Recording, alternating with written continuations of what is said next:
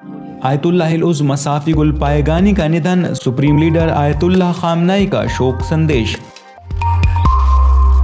اسلامی کرانتی کے supreme leader حضرت آیت اللہ العظمی سید علی خامنئی نے ایک سندیش جاری کر کے وریشٹھ دھرم گرو آیت اللہ العظمی الحاج شیخ لطف اللہ صافی گل پائگانی کے نidhan پر شوق جتایا ہے۔ شوق سندیش اس طرح ہے: بسم اللہ الرحمن الرحیم۔ وریشٹھ دھرم گرو اور دوردرشی مرجع تقلید آیت اللہ العظمی الحاج شیخ لطف اللہ صافی گل پائگانی کے نidhan کی دکھد خبر ملی۔ وہ قوم کے سب سے بڑے دھارمک شکشا کیندر حوزہ علمیہ کے پلرز میں سے تھے اور علم اور عمل کے لحاظ سے اس پوتر کیندر کی سب سے پرمکھ ہستیوں اور سب سے پرانے دھرم گروؤں میں سے ایک تھے۔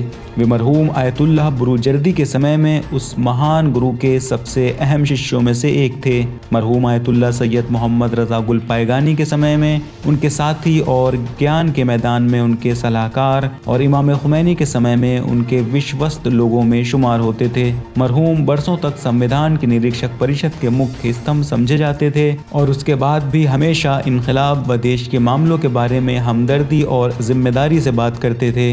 وہ انیک بار مجھے اپنے وچاروں و صلاحوں سے اوگت و لابھانوت کیا کرتے تھے۔ ساہتک سمجھ، اتہاس کی گہری جانکاری اور سماجک معاملوں پر بات چیت اس بزرگ و مہان گیانی کے ویکتتو کے کچھ ان پہلو تھے۔ ان کا نidhan دیش کے علمی و دھارمک حلقوں کے لیے بہت دکھدائی ہے۔ میں ان کے پریوار و ان کے سمانیہ بچوں اور آدرنیہ وریشٹھ دھرم گروؤں، اچ دھارمک شکشا کیندر کے دھرم گروؤں، ان کی تقلید کرنے والوں اور چاہنے والے وشیش کر قم و گل پائگان میں ان کے چاہنے والوں کی سیوا میں سانتونا پیش کرتا ہوں اور مرحوم کے لیے اللہ سے دیا و کرپا کی دعا کرتا ہوں۔ آئیے دیکھتے ہیں آیت اللہ العظمی الحاج صافی گل پائگانی کی زندگی پر روشنی ڈالتی اس ڈاکیومنٹری کو۔ آیت اللہ العظمی شیخ لطف اللہ صافی گل پائگانی۔ آپ 19 فروری سن 1918 کو ایران کے شہر گل پائگان میں پیدا ہوئے۔ آپ کے والد آیت اللہ محمد جواد صافی مرحوم اپنے زمانے کے بزرگ علماء میں شمار ہوتے تھے اور انہوں نے فقہ، اصول، کلام، اخلاق، حدیث اور تفسیر کے موضوعات پر بہت سی کتابیں تالیف کی۔ آپ کی والدہ مرحومہ بھی ایک صاحب علم اور ذی استعداد خاتون ہونے کے ساتھ ساتھ مداح اہل بیت علیہم السلام کے طور پر معروف تھی۔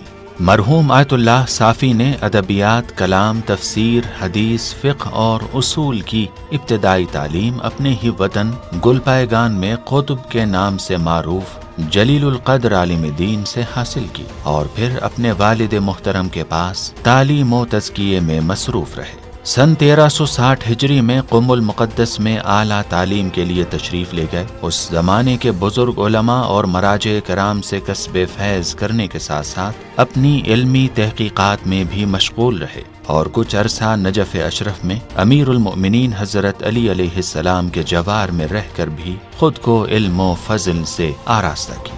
انہوں نے آیت اللہ سید محمد تقی خانساری، سید محمد حجت کوہ قمری، سید صدر الدین صدر عاملی، سید محمد حسین بروجردی، سید محمد رضا گل پائگانی، محمد کاظم شیرازی، سید جمال الدین گل پائگانی اور شیخ محمد علی کاظمی رحمۃ اللہ علیہم جیسے اساتذہ سے کسب فیض کیا۔ شیخ المراجع کے نام سے معروف آیت اللہ العظمی شیخ صافی گل پائگانی فقہ، اصول، کلام، تفسیر، اخلاق، حدیث، تاریخ اسلام وغیرہ میں سینکڑوں تصنیفات کے حامل رہے۔ اس کے علاوہ انہوں نے اپنے اشعار کا ایک دیوان بھی مرتب کیا۔